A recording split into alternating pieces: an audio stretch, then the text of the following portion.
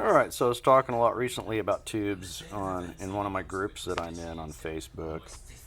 And I had the good fortune of banging my head when I stood up on my open cabinet, and a preamp tube bounced off onto the floor and broke. So, unfortunately, it was a pretty decent old 7025 Sylvania.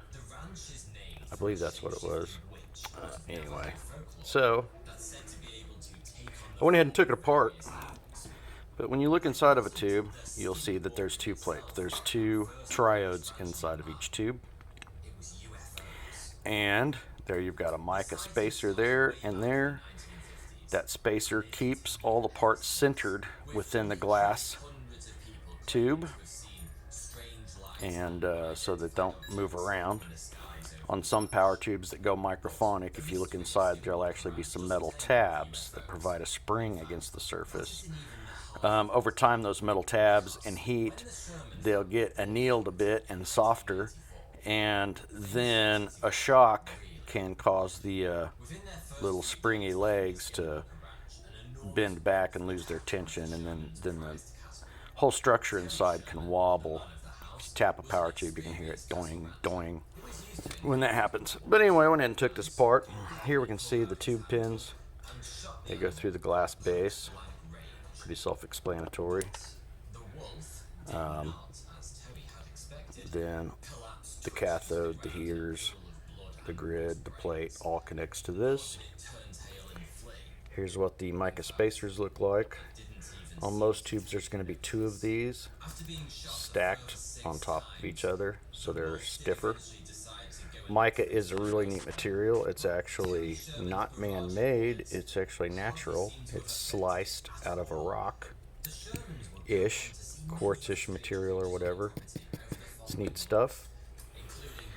And then we have the plate structure. This is what carries all of our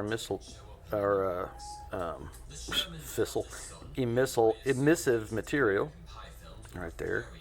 And when you empty it out, you'll see there's the grid that fits inside there. That grid controls how many electrons pass between this and the cathode.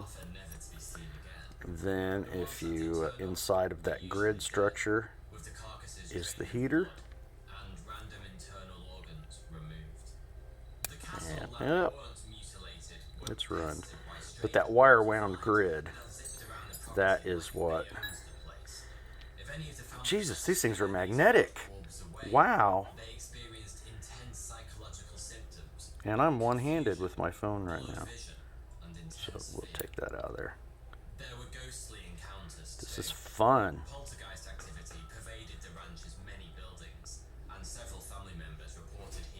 Forget it.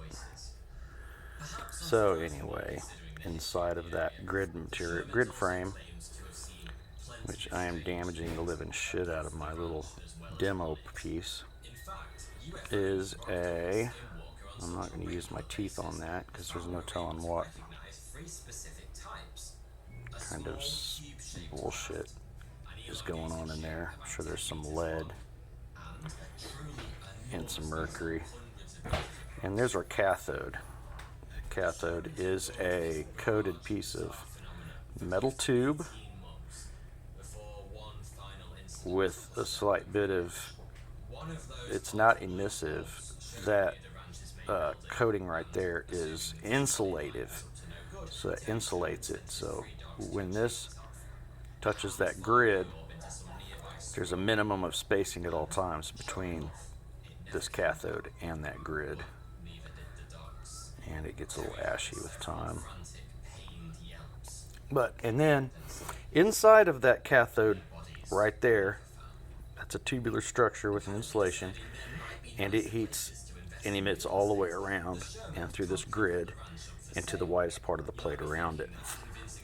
Even the sides of this grid act like a slight screen, so that emission is still directed forward and backward through the plate, and then through the grid to the cathode.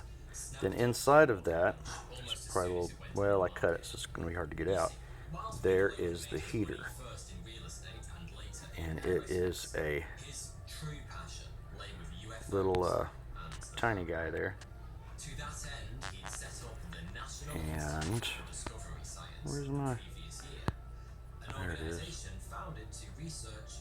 There we go. A little overexposed. Let's go in 2 times. Adjust that exposure down. Click on it. And there we go. Now you can see the coils of that heater. And see how it is completely, yeah, that's a piece that's not stretched. It's completely insulated as well, so it can't touch our little tubular cathode structure. All it can do is get hot. But even though it is coated very well,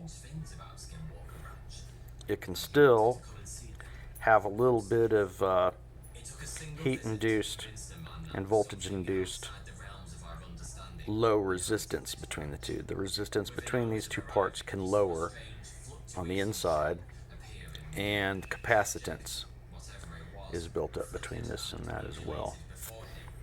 And then there's one stretched out. As you can see, as it's stretched out, it's a little tiny wire inside there, just a very tiny wire.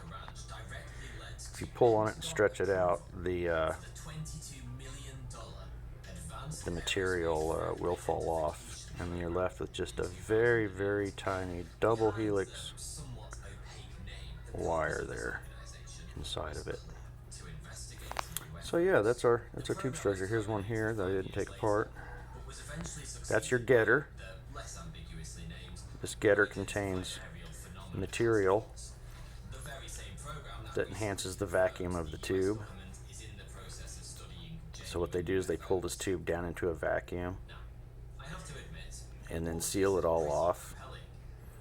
And then as they flash it, this getter flashes, poof. And what's left is this mirror finish on top that voids out any more non-vacuum left in the tube at all. So anyway, there you can see the perfectly not destroyed. From the top view of the tube, you can see them in there too. You'll see part of the 2 left posts are the posts that hold your plate in.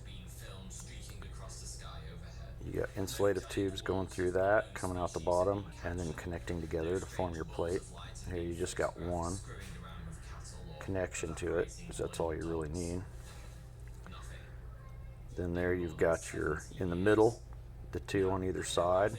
Those hold your grid together. Then the center one is your cathode, and inside of that is going to be your heater. So when you're looking for your heater, what you're seeing is a little bit of heater sticking out the top of that, or glowing up from the center of it. If we pull this piece apart,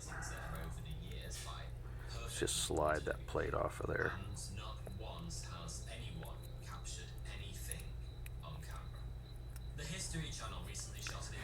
There you can see it. But that grid is just a whole bunch of grid wires. As they go negative,